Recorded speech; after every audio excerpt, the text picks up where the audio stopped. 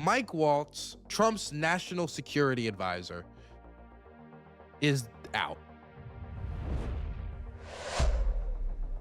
He's the first one to fall. Now, it depends on how you rank fall, but I'm ranking fall as officially confirmed for the position, and then you fall. So Matt Gaetz could have been chosen before, or you could have gone further back and you could have chosen like, oh, Kristi Noem failed for this position when she was trying because of the dog she shot, and but look it up if you somehow missed it.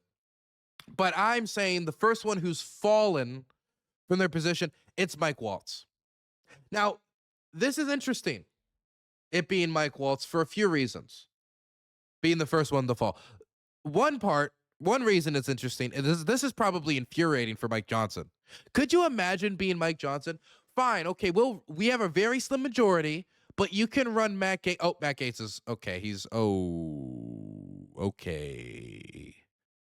Well, you want, okay, you can run Mike Waltz. I mean, we need the House majority, really, and we're now narrowing it down more, and now we're going to have a very expensive House race that's going to be a lot closer than people in the Republican Party wanted in the state of Florida, and you're going to have to spend a bunch of resources and time when we just won an election, and then there he goes again. So I assume Mike Johnson is probably hiding a stress ball under his desk to deal with this. That's one reason it's interesting. Another reason this is interesting is because of Mike Waltz's position within the ideological, we'll just say, conglomerate that is MAGA Inc. Mike Waltz is what you would call a Reaganite Republican, old style. The type of guy that would have probably gotten down with John McCain.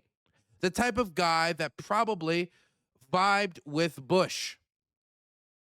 This is the type of man Mike Waltz is. Mike Waltz is a Green Beret. He won 4 Bronze Stars. He has a decent amount of military knowledge.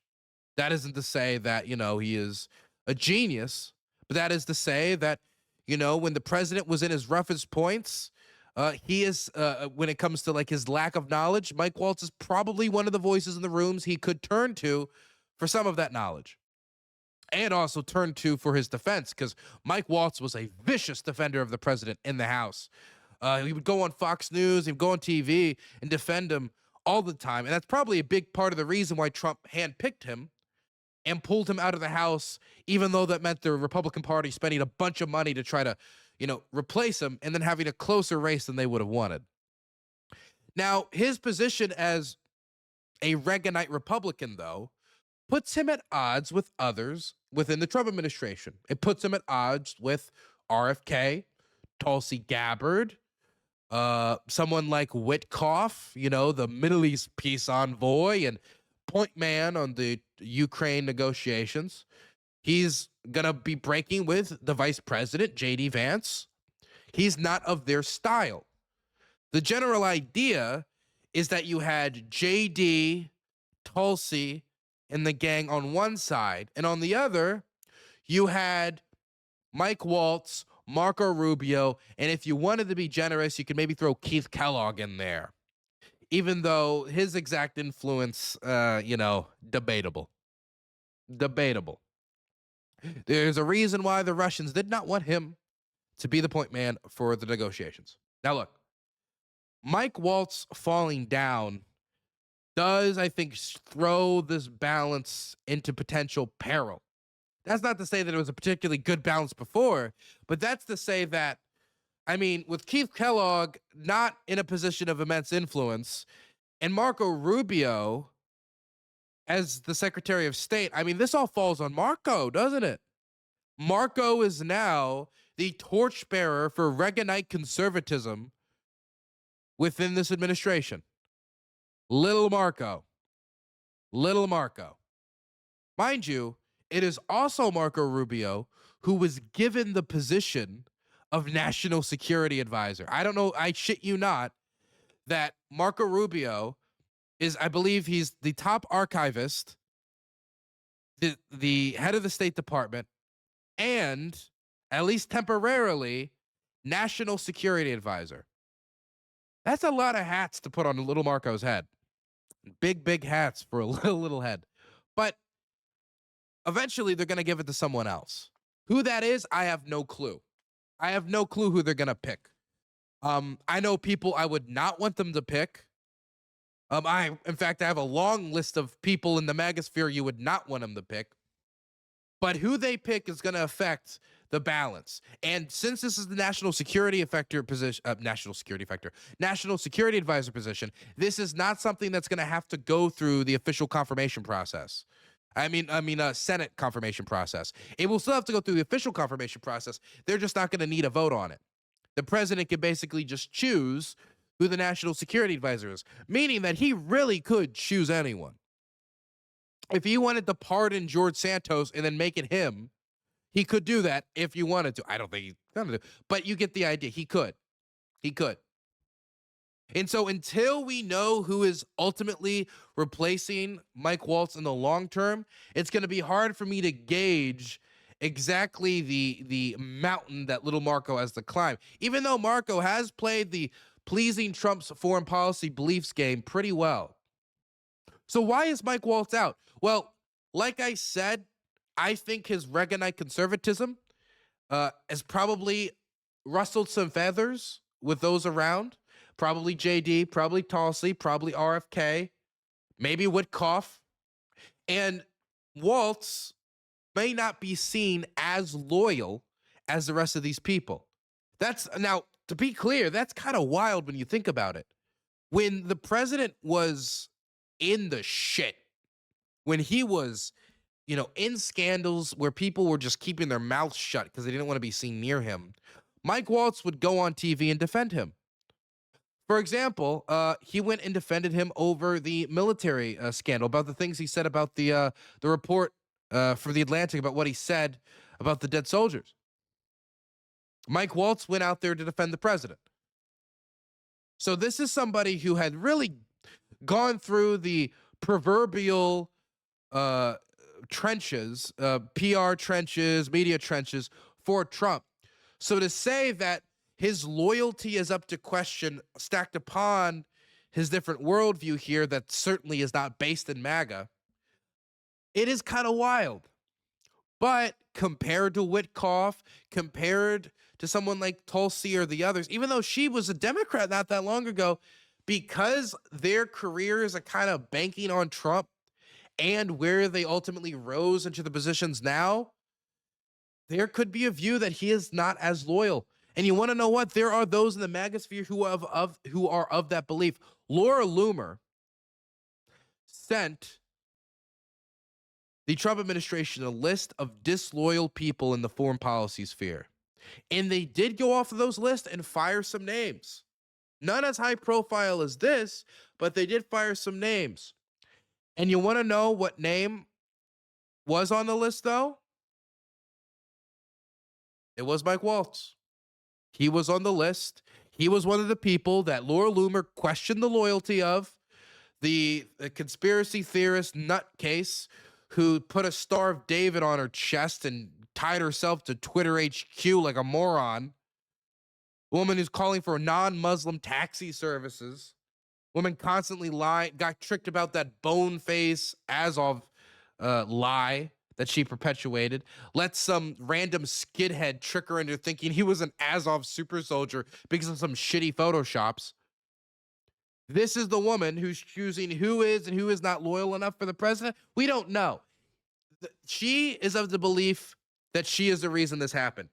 She actually messaged, I believe it was a CNN contributor, and told her one word, lured, as a verb, as an action word, as to what had occurred to Mike Waltz, basically saying Mike Waltz had been lured. She had turned herself into a verb because she could not be any less embarrassing. So it could be a loyalty question. But of course, the big shining scandal has to be the signal thing. I ultimately don't know if that is what did Mike Waltz in. I actually lean maybe more towards him failing the inside party politics on the Hill and being boxed out due to his background more than the signal channel being the ending, the deciding factor. I think the signal channel might be the excuse. I think the signal channel probably didn't help. I think the signal channel probably bolstered some people's arguments about Mike Waltz. The fact that, for those of you who don't remember, Mike Waltz added an Atlantic journalist to the Atlantic, getting everything these days. The Atlantic journalist to a group chat where they were messaging classified information about strike times, weapons, aircraft used against Houthi targets in advance of those targets. Now, Pete Hegseth also sent strike times into a chat with his wife. So he's not the only person who was acting a fool when it comes to Signal. Whether they should have even been using Signal in the first place is a totally separate question, since the U.S. government has already invested billions upon billions of dollars into communication infrastructure to keep our diplomatic channel secure while we're trying to talk about foreign policy. And now we're choosing to go to the private commercial communication software where they delete messages under certain options after a certain period of time, meaning easier for the administration to cover their tracks, but where there's glaring security issues, namely from the Russians, that this own administration, that this Pentagon under Pete Hegseth produced reports of, saying, yeah, there's a potential security risk when it comes to the Russians in relation to this. So I do think the Signal scandal certainly didn't help, but I don't think it was what initiated this discomfort. I think it was a pre-existing discomfort that is now being awarded with a cherry on the top good excuse to get rid of him through the Signal channel. Now, the reason why they waited so long is because they did not want to give because they could have fired him right when the Signal chat story broke. But that's not how Trump, and in that move, you could be like, oh, look, Trump can admit when he's wrong. Trump can fire those who fails. He's like a tough boss. There's a certain way you could try to spin it. Instead, they just spinned it like it was not a scandal at all, even though we know in private conversations he was saying, why don't we just not use Signal now? Why don't we just not use Signal? And I think they waited because they didn't want to basically say, hey, look, we were wrong. And by waiting and then removing him from position later, they could do it when there was less people paying attention and the world is looking at something else. I wanted to read Donald Trump's statement about what Mike Waltz is going to be doing now. I am pleased to announce that I will be nominating Mike Waltz to be the next United States ambassador to the United Nations.